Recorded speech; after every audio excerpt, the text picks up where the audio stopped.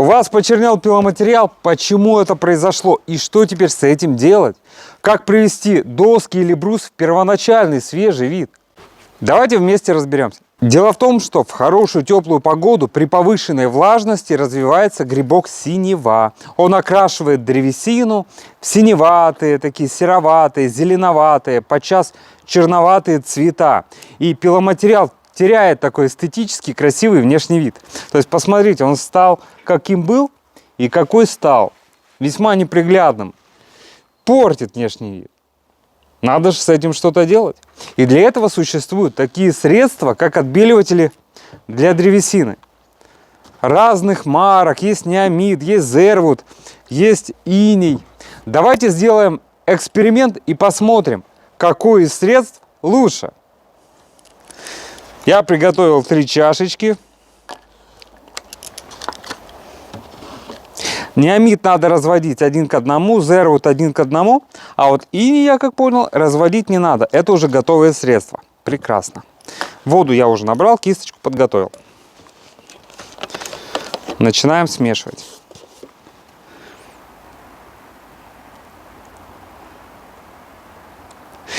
Неомид абсолютно бесцветный, поэтому, когда вы его будете наносить, надо знать, где вы наносили, потому что вообще не видно. Так. Зервуд. 1 к 1 тоже. Вот. Он имеет колер. То есть такой коричневатый. Ну, вы видите, как изменился цвет. То есть я буду понимать, где я покрасил. Это его преимущество уже. Ну и иней. Ну, вскрыл. Слегка отдает хлоркой. Ну, как и все они.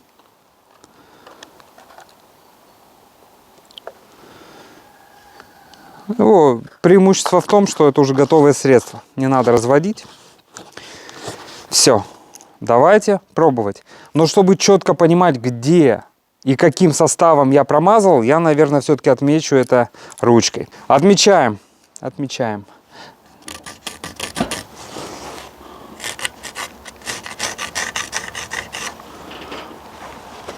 Так.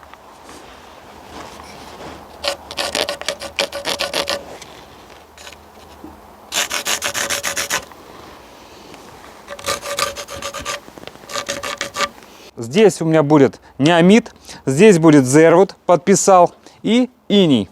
Тоже отметил блок, подписал. Так что убираем и начинаем обрабатывать. Неомид абсолютно бесцветное средство. Непонятно, где мажу, где не мажу.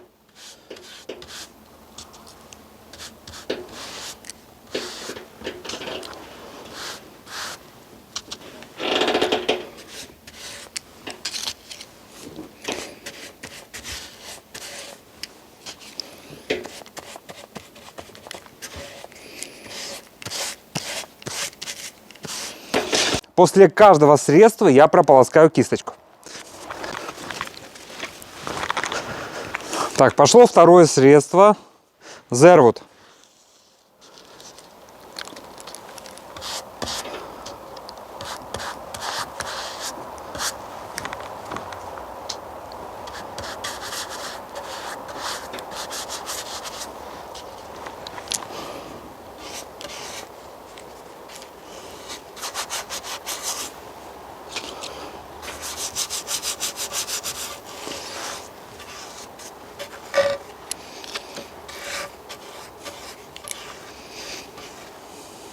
Так.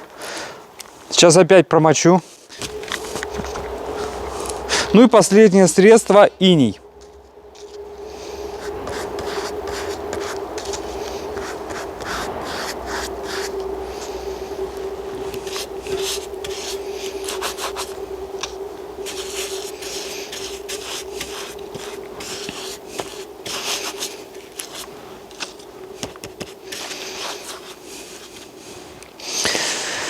Ну что, посмотрите, древесина какая была свежая, какая она стала потемневшая.